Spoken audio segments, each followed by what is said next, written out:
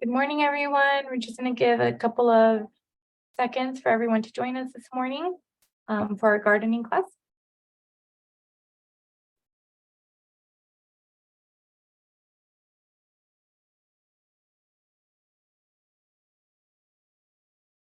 Good morning. If you're just joining us, we're giving folks a few seconds to join us. We're going to give them about 30 seconds.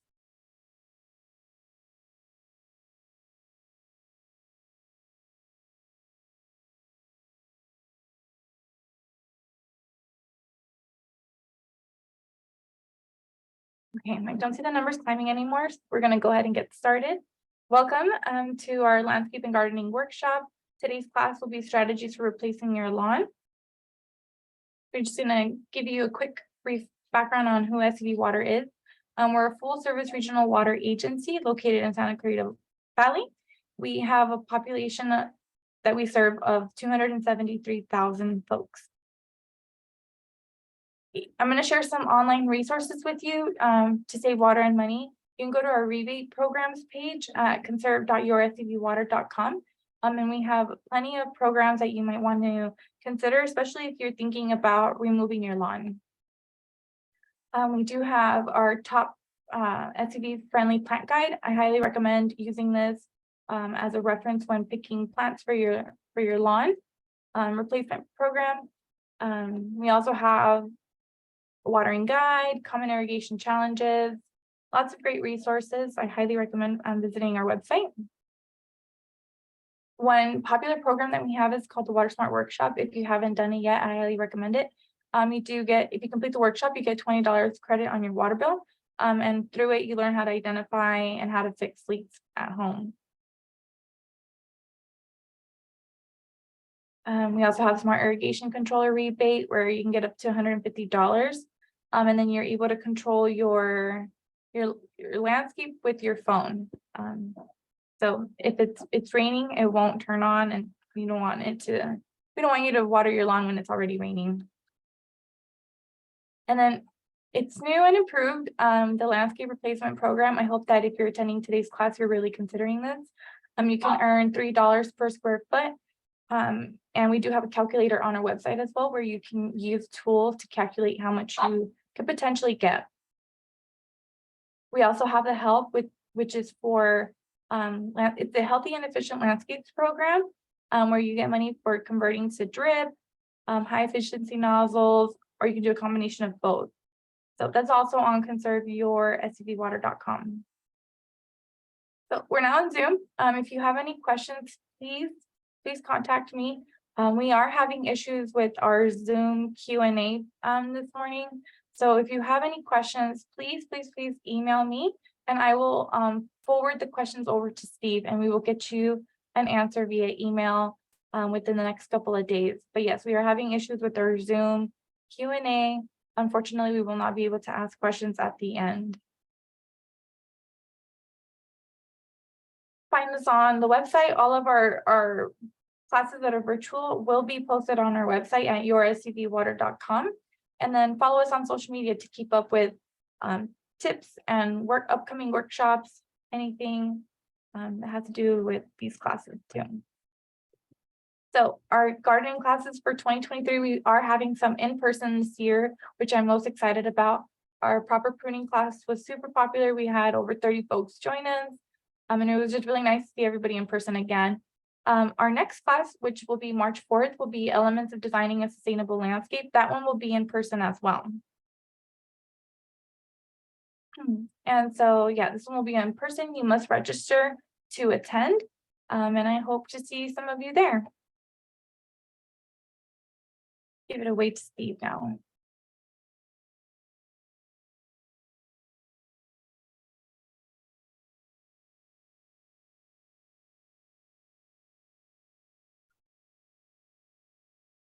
Laura, I'm not seeing my new copy. The link. The new version is not there. Let me try again. Okay. No worries, and I can briefly talk about next month's class in the meantime. So our next month's class will be like an actual workshop where you'll meet with designers who will be helping with the class. and you will leave with a very basic plan for your lawn replacement program if you're considering it, which I highly recommend. Spaces are going to be limited because we only have 2 designers, so they can only get to so many people in about an hour. So if you are interested in you're committed to replacing your lawn, I recommend getting your spot for next month's class.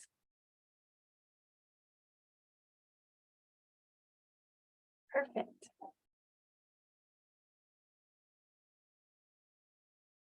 There we go. Okay, I think we're ready to go. Thank you, Laura, so much. And welcome everybody to Strategies for Replacing Your Lawn. I represent the Wheeler Company. My name is Steve Williams. Here we go. I received my training at Mount San Antonio College in Walnut, and I've been doing the classes here in San Gabriel Valley, Santa Clarita Valley for many years now. And I always look forward to these classes in person or online. I've been teaching for 18 years at Mount Sac horticulture, and sustainability is top on my list. So that's why this is so important today. So a couple of points here. Why would we need to consider replacing our lawn? We just had a huge rainfall this season. In fact, we're at a 10-year high in our snowpack. We have 206% of our average snowpack. But you know, this is an anomaly. We don't know what next year will bring. And so being prepared for those years where we don't have the resources that to water your lawn appropriately, thinking of it now, making those changes so that you too can be ready for that. So 70% of the water that's used in the Santa Clarita Valley is used outside the home, with 50 to 80% of that used for landscape watering. So, you know, in a good year in California, we're actually trying to store our water. And if you've probably heard in the press that the problem we're having is we don't have enough ability to store the water as it's melting, as the snow is melting, as the rain is coming. And actually our groundwater storage in California is about 60% of what we use to provide for our irrigation. So we're trying to improve the groundwater storage, and as we're having less storage in dams and etc. So again, the importance for you to consider this for the future is really important, because we don't know what next year will bring. Here we have an example here on the left, a traditional landscape and how much water would be used in a year. So a traditional landscape would be having turf, having a flower garden, having trees and shrubs that are high water use plants. Your water use in a year would be about 57,000 gallons. And your yard waste that you produce through mowing and trimming, pruning, would be 670 pounds of material that goes to a landfill. Of course, nowadays we are taking that material and it is being composted and to bring back into the community. So it's important that we use our green waste containers. And I'm sure you've even heard the newest ordinances regarding your kitchen waste, that as well has to go into your green waste container now. So along with that, in that year of in your property of a traditional landscape, about 80 hours of maintenance would be involved in that. Now, on the right, you see a sustainable landscape where we've removed most of the turf. We are incorporating drought-tolerant plants, California native plants. Our water usage in a year would be 6,000 gallons and only 250 pounds of yard waste, and our yard maintenance would be reduced to about 15 hours. So you can see the difference and what an improvement in your life that would make, not being bound to taking care of the yard every week, and maintenance would be so much less. And the enjoyment level is going to be much greater. So why less lawn landscape? Again, it's going to save you water, maintenance, as we just mentioned, and that green waste that's produced. Now, I would also hope that some of you consider in your properties that you do your own composting besides sending it to the green waste facilities, because you can turn your green waste into wonderful compost as well. But you know, on a property, variety is the spice of life. We want to consider a mixture of lots of different plants. Having just a turf area, grass, or an area that's entirely one ground cover, it's kind of boring and not very interesting. Whereas if we mix our plant materials, like in this picture here, it can be a much richer improvement in your landscape. So think different colors and textures that you would be combining to to give you this satisfaction. So you have to determine what you want from your landscape. What are you going to use it for? How do you like to enjoy your time in your landscape? Do you like to sit out there and drink a glass of wine in the evening? Do you like to use it for growing your own foods? Do you have pets? Do you have children? You want to take all these considerations and decide how you're going to use your space and how you can reduce the water use in that area. Remember, we want to incorporate different colors, textures, scents, and in case of edibles, different tastes. And so there's themes that we could consider. And we'll take a look at some of those pictures in a minute, but California native, and the importance with that is that we're using plants that are native to the state that provide food and habitat for wildlife. And that's one of the important factors. They have been through time, they have evolved together, the wildlife and the plants, and they provide all the needs that they need. Southwestern incorporates not only California native, but plants from Arizona, Nevada, New Mexico. But you may want to go a different direction, have an Asian-inspired garden. California friendly would incorporate plants from the different Mediterranean zones of the world. You know, we are one of 5 Mediterranean areas here in California along our coast. We have in South America along Chile. We have the Mediterranean basin with Spain, Italy, etc.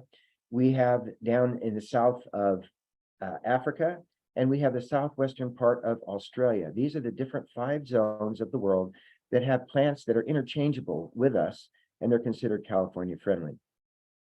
So then also you might want to consider providing for wildlife, as I said. So incorporating flowers that are going to provide for hummingbirds, butterflies.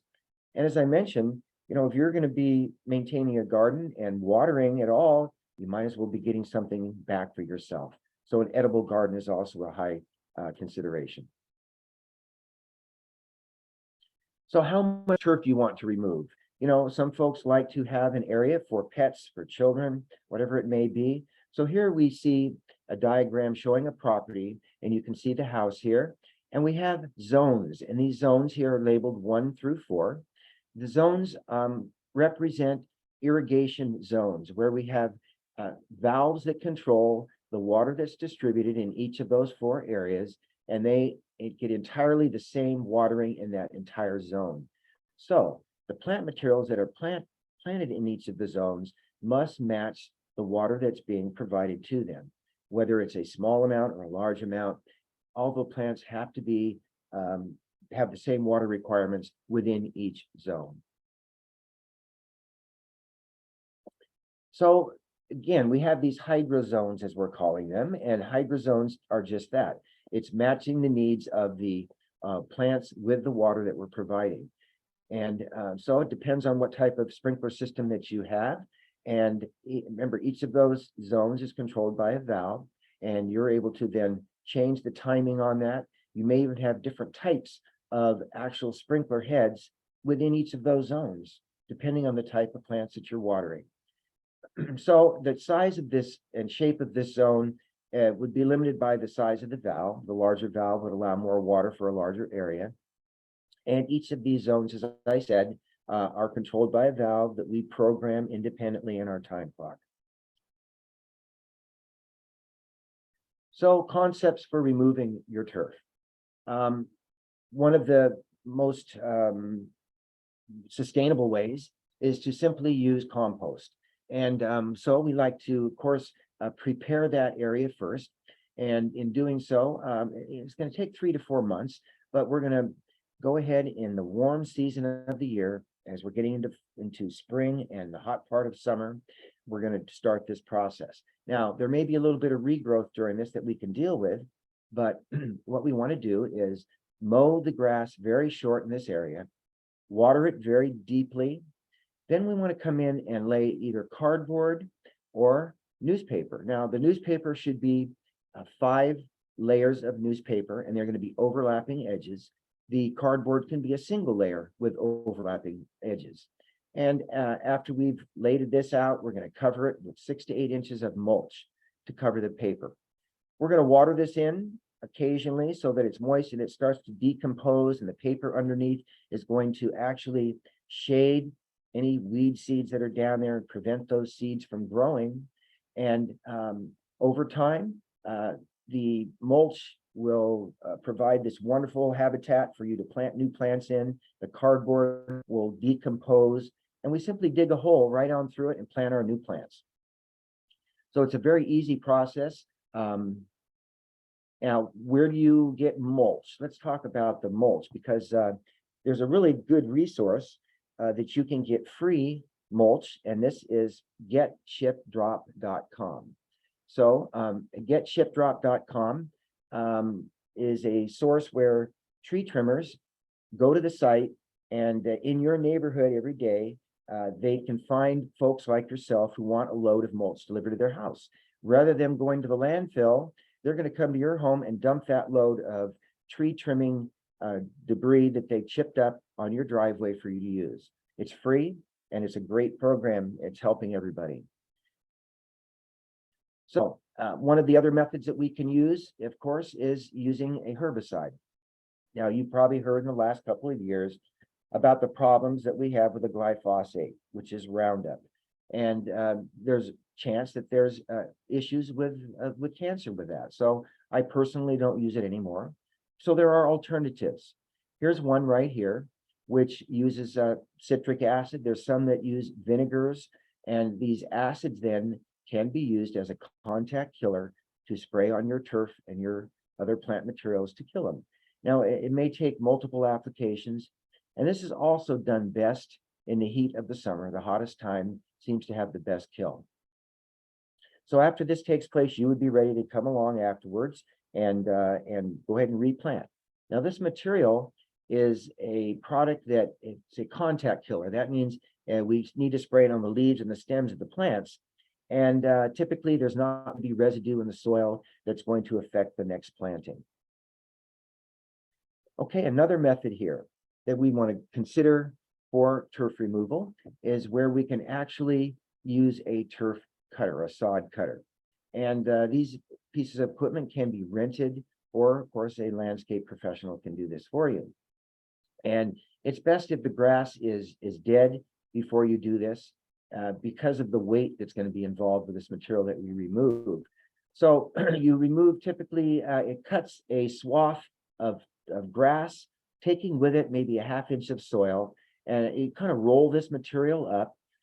Typically though, you need to rent from your trash company, from your disposal company, a large bin that you would be disposing of this material in. Because it's actually, because of the soil that's on it, you can't put it in your green waste, okay?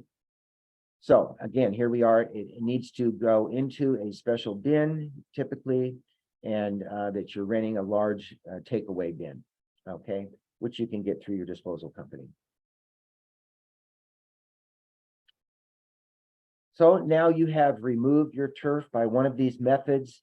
Time has taken place. If you're doing this during the summer, it may take 6 to 8 weeks to properly kill off this area, which would open up the timing in the fall for new planting. And that's really one of the better times to plant, is fall through late winter, early spring is your best time to plant. So we've got this area that's been cleared. Be sure that you address issues like your local ordinances dealing with planting on your parkways and street trees, if there's any that are required to be used from a list, but also that parkway area. And we're going to see some pictures here in a few minutes of how they can be dressed up and made very inviting as well. So we're understanding a little bit about the soils that you have. And I know in the years that I have done lecturing in your area that many of you have a heavy clay loam type of a soil, but there is a group that also have a sandier, gravelly, or more well-drained soil. As it turns out throughout Southern California, as I do all of my lectures, I find that a good 90% or 95% of the homeowners actually have that heavy clay soil that is so difficult to deal with. So let's talk a little bit about what we can do. Alternatively now, you might find that that your soil could be that sandy soil, as I mentioned, or we have a loamy soil, which is more organics, or then we go into that clay that is going to be so impenetrable, right? So how can we make improvements before we do our planting? You know, if you've killed off that turf and you have your layer of mulch there, it might be a little bit difficult, but something to consider would be to come back in that soil area and incorporate a material that's going to improve the drainage through that soil. And pumice seems to be the answer. It's used widely by landscapes, professional landscapes, where we do have that clay soil, and incorporate pumice by rototilling it into that top layer of soil. What that does is it gives you a larger particle size that enables water to move through the clay better.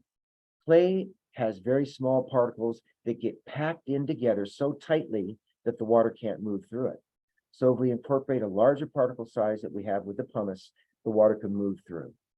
Ideally, a soil would be that mixture of all three components here and have naturally good drainage, but unfortunately, that's a rare thing to find. So runoff is important. It's something that we don't want to have happen, but you can help determine what type of soil that you have, whether it's clay or sandy, well drained, by whether you have runoff or whether the water is actually absorbed into the soil. Is your soil always wet, which would indicate that it's a heavier clay, or is it always dry, which would indicate better drainage? Do you have small growth on your plants, poor growth? Does the soil smell kind of rotten, which would indicate that you have poor drainage because it's too wet? So, you know, observing your soil, I think you can determine what type of soil that you actually have just by experience. So the problem with that high clay content soil is that we typically would overwater it, it stays too wet, and if the roots then are in this wet zone continuously, then we have the high risk of disease that would impart our plants. Now, if you're planting a native plant or a very drought tolerant garden, that is a big problem. And there's where I mentioned if we can improve the drainage in that soil with the use of the pumice, then these plants would have a happier root zone to grow in without being too wet. So basic site preparation. One of the things, of course, in this whole process of removing your turf is to indicate where your existing sprinkler heads are at. You don't want to break them. You want to be able to reuse them. Perhaps we're going to repurpose them, but we simply want to indicate where they're at. So there are little flags that can be used for landscaping. We can pop a little flag in. There's actually spray paint that's safe for the soil that can be used to spray the area and indicate where these are at as well. So in your garden space, if you're going to make changes in your soil levels or raised bermed areas, for example, in your garden, make sure that as you're making these changes that you will have proper drainage or the flow of water is going to go in the right place.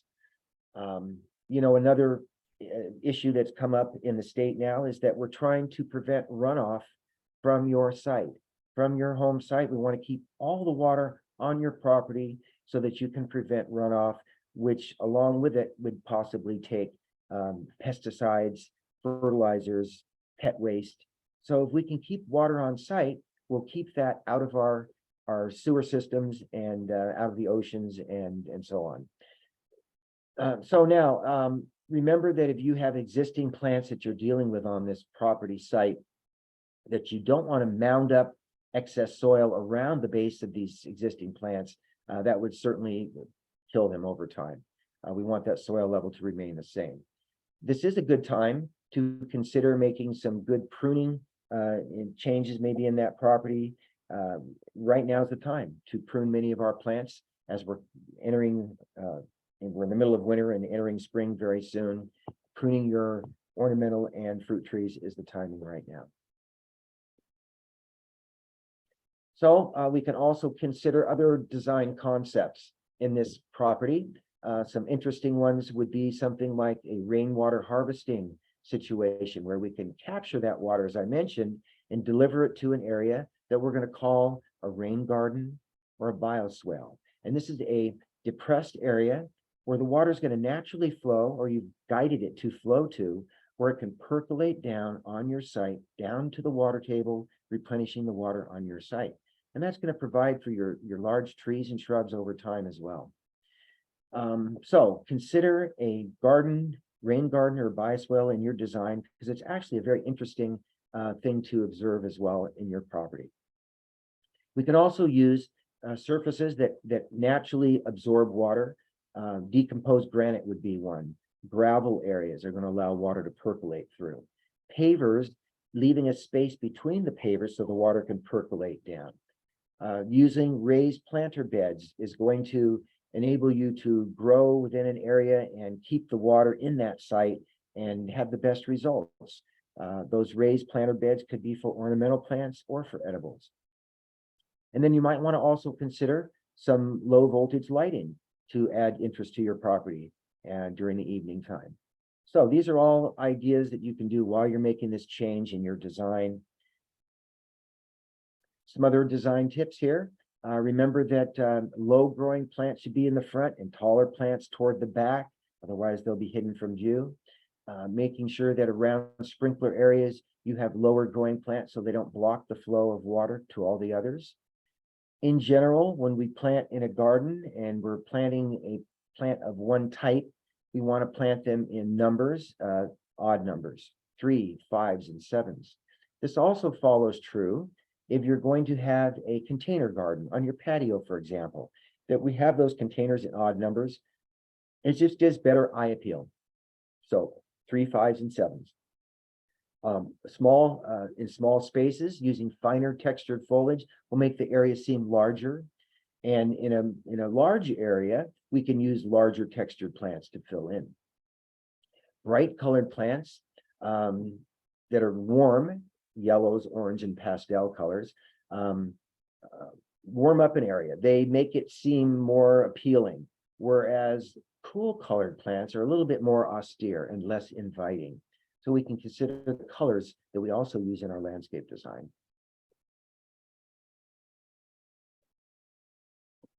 So here we have a picture showing the use of adding color, mixed colors and textures with the use of different succulents and grasses combined in this landscape design.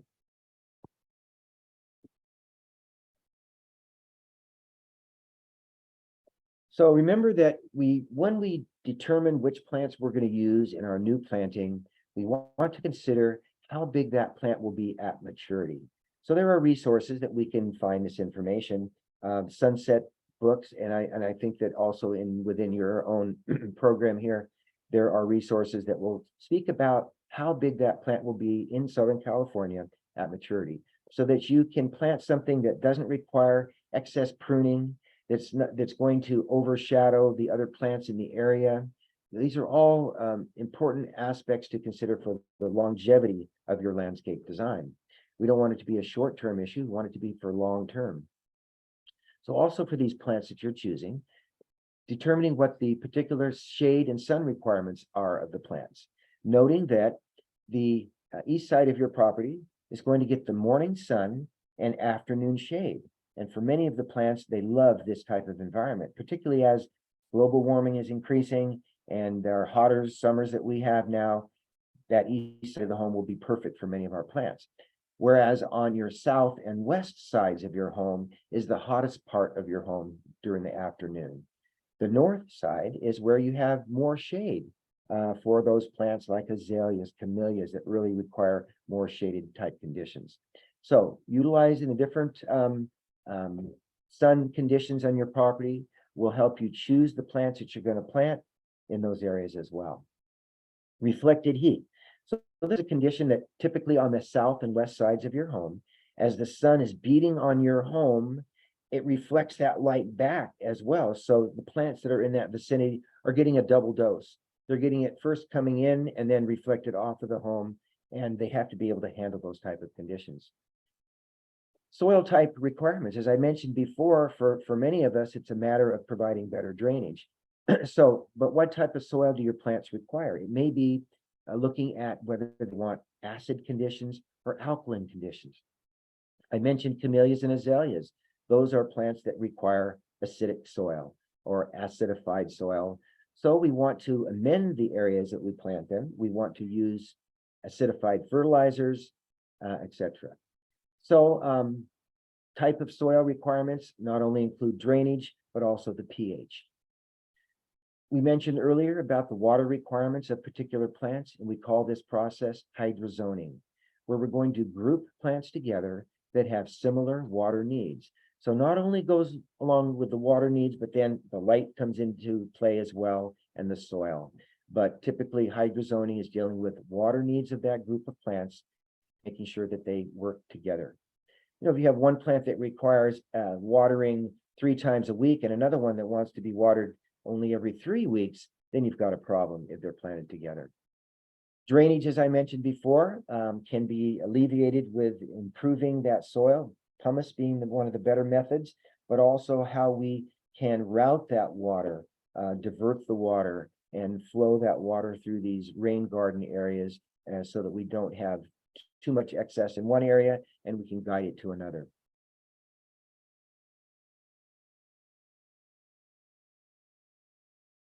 So at the website, santaclaritagardens.com, you'll find that you have lots of information there to help you design your landscape, choose the plants that you're going to plant. It's a really wonderful site. So check that out, santaclaritagardens.com. I think it's going to really help you out with choosing your plants and going forward at this point. So reducing the amount of turf, you need to determine what you're going to do in the garden in place. So again, we talk about why we're removing the turf, because most of the water that we apply to a landscape is for grass. And so if we can reduce that grass area, we'll reduce the water that we lay out in our landscaping every week. So what do you want to keep? How much of that grass do we want to keep? What other plant materials in this landscape can we still keep, or do they need to be changed out as well? In this whole process, our sprinklers, our irrigation system is usually going to be amended, and that will probably involve altering our system to a drip irrigation.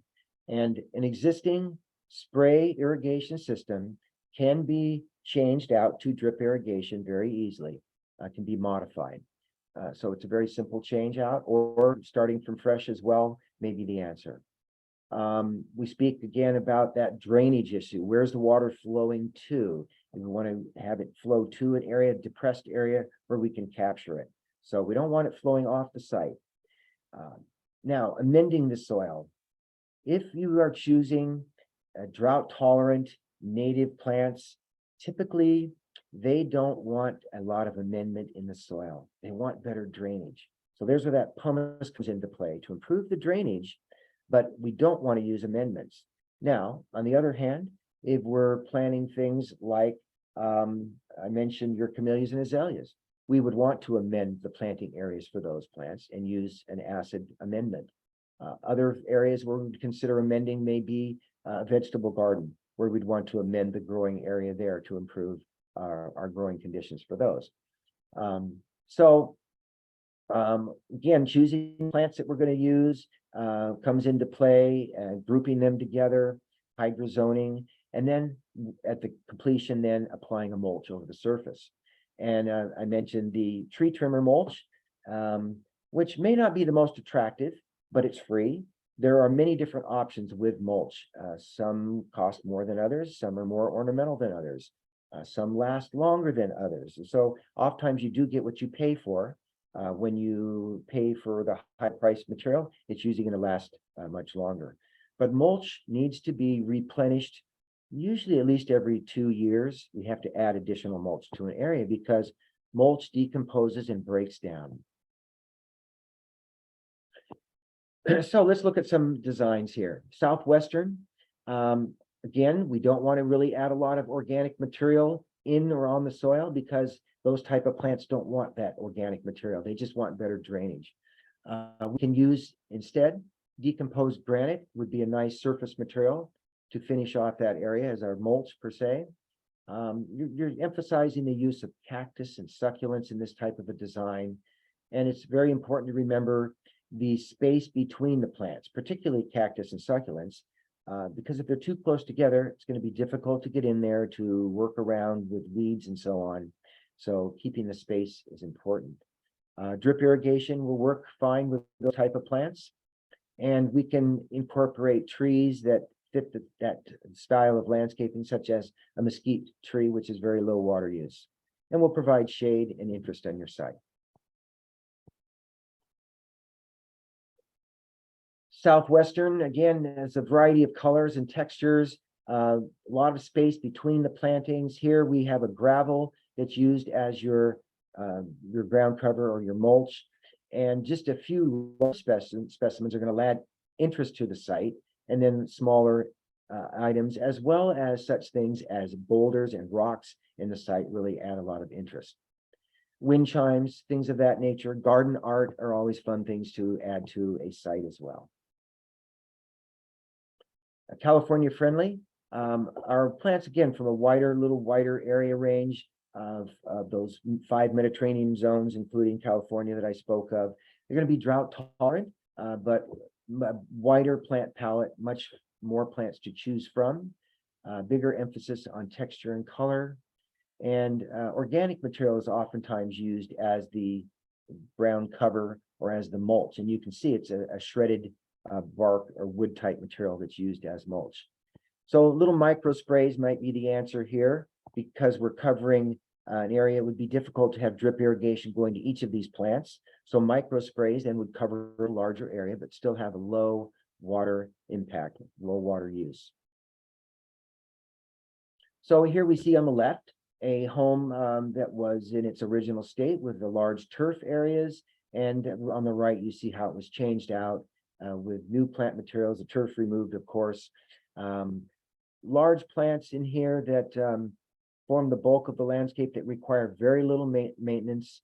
They made some changes in the walkway materials. They do have a vegetable garden and an olive tree that was added, which is low water use.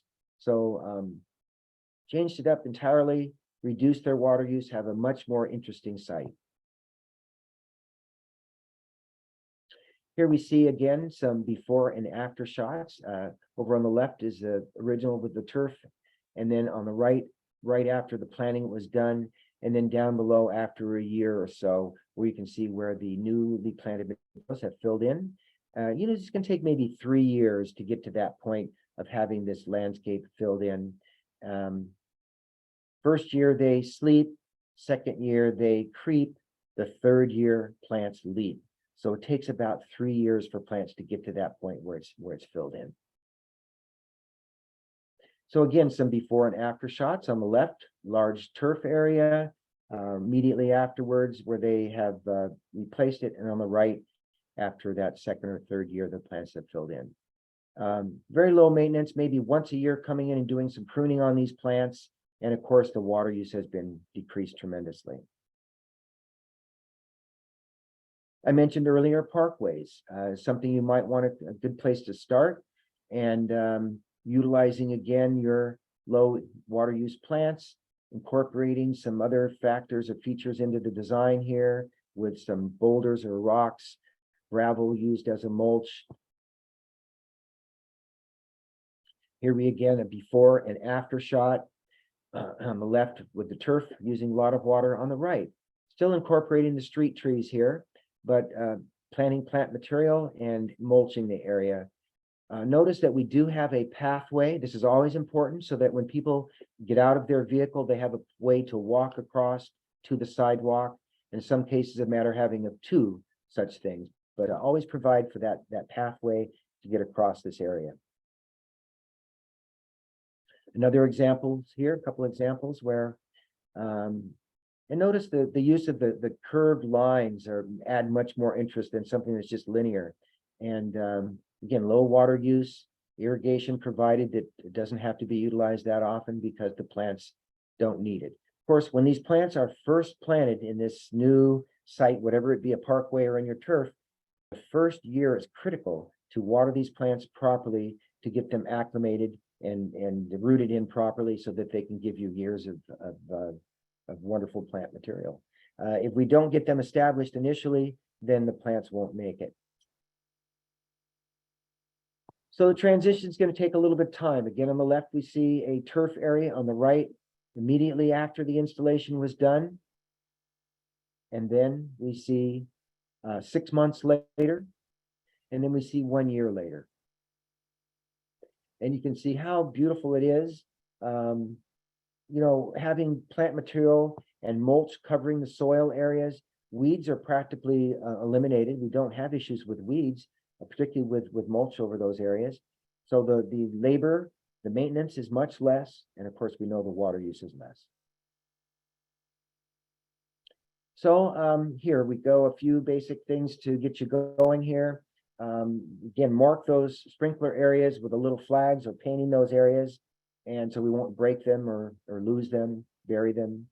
And if you're moving soil around the area, make sure that you address the drainage issue so the water flows where it should, that we don't add soil at the base of existing plants that would kill them likely.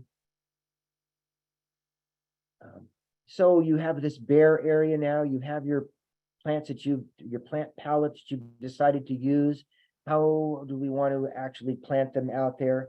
What I like to do is set the plants in their containers in the area, the vicinity where you want to plant them, and then walk around the site from side to side, even from inside your home, looking out the windows, so that you can make sure that those plants are going to have the right view from all different angles. So we really spend a little bit of time moving plants around a few inches here, a few inches there, before we actually do the planting. So making sure that we have room between plants, that they have room to mature and grow without interfering with each other, that they're not going to interfere with any utilities or sprinkler lines. And these plants then should be watered very well the day before that they're actually planted into the ground. So proper planting. Typically, the rule of thumb is that we're going to dig a hole that's twice as wide as the container. So if it's a 1 foot container, it should be 3 foot wide so that we have plenty of room for the roots to grow. The soil that we remove from that hole, we call the backfilled soil. Now, in many cases, except for that use of pumice, we don't want to amend that backfilled soil. We want to leave it as native soil. Now, the depth of the hole needs to be dug so that when we place that containerized plant that we've removed from its pot into the hole, it's going to actually sit maybe about 1/2 inch to 1 inch higher than the surrounding grade. This will allow for that plant to settle into the hole without being too deep. If the plant is planted too deep, then we can get what's called crown rot because it's going to be too wet at the base of the plant.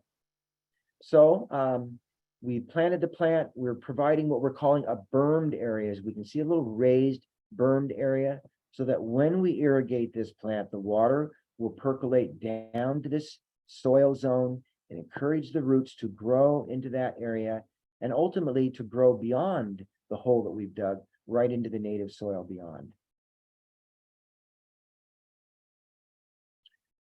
So weed barrier cloth, something that I am not real fond of, and we don't want to use plastic material.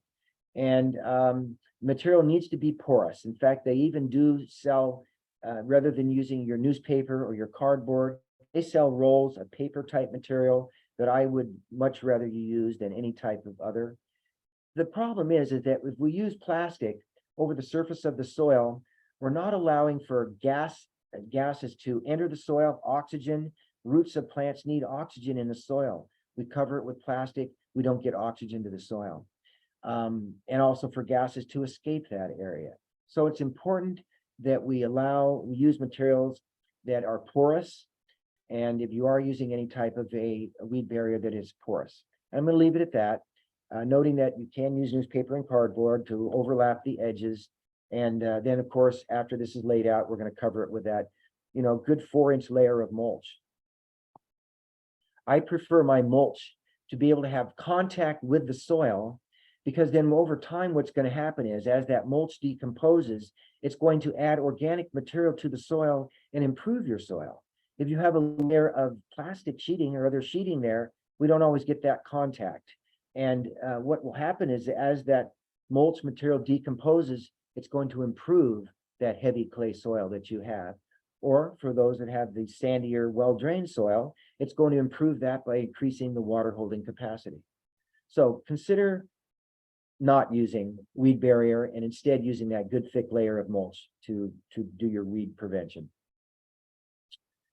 And so organic mulches, as we said, is going to help hold water in the soil. It's reducing your weeds that would compete with your plants for the water, and it's going to moderate your soil temperature. This is really important in the summertime when we have hot summers and we want to keep our soil cool to help prevent loss of water by evaporation, and so that the roots are growing in that soil area also have a cooler zone. They don't like hot soil any more than we like to heat it ourselves. Also, this organic mulch is going to be very beautiful. It's going to improve the appearance of your garden. And as I said, it should be about a 4-inch layer. We always want to keep the mulch about 6 inches away from the base of any plant, the trunk or the stem of any plant in your garden. If we mound mulch up on that trunk or stem of the plant, again, we're likely to get this crown rot situation and that plant will rot. As I mentioned, that mulch doesn't last forever. It does decompose over time. It has to be reapplied. And this may be every couple of years, depending on the type of mulch that you're using. So here we see that wood chip type of mulch that I said can be gotten free from your tree trimmers. On the right is a more expensive shredded bark gorilla hair, which is wonderful, holds up a long time. Bark material lasts longer than wood does. Bark on a tree is intended to be there for years and protect that tree from the elements. And so when we take that material and use it as a mulch, it likewise lasts longer in the garden as well. But I like the free part of the tree trimmer mulch. Again, it depends on where you're using it. In the front yard, you might want to use the more ornamental. In the back 40, maybe use the tree trimmer mulch. So remember that after you plant these plants that you watered before you planted them, the entire site then needs to be watered very heavily, and maintaining that basin around the planting hole so that you can water directly into the root zone of that newly planted plant. If you're going to use a weed barrier or your mulch, which is preferable in my opinion, make sure that you have the areas covered, but you don't mound it up against the trunk or stem of the plant. We don't fertilize this newly planted area installation. We wait for these plants to become acclimated before we do any fertilizing. And that's true of trees and shrubs and smaller plants as well. Let's wait for them to settle in before we fertilize. And you know, in the case of many of our native plants, we actually don't do any type of fertilizing with them. We want them to just get their resources from the soil, and that's it. So making sure during this first year that this site is planted, that we keep even soil moisture so that the plants can root and grow. We don't want to overwater. We don't want to have the ground, the soil so wet that the plant's roots will rot, but we want it to maintain an even moisture so that the roots can grow. So don't water every day, although in the heat of the summer, it may be a newly planted plant that you just planted in the previous fall or winter time, maybe need to be watered a couple times a week. But once that plant is established, after the second or third year, then our watering becomes much less, and we can revert to what we call deep, infrequent watering, where the plants are watered very deeply but less often. In my garden, both with my ornamental and my edible trees here, I'm on a cycle of watering them during the hottest part of the summer, about every 3 weeks. With the use of mulch, the soil maintains the moisture, and my water bill is much less. So certain conditions, clay soils are one to consider. Again, amount of water that you apply, that it's not too much. Slopes can be difficult because the water tends to run off.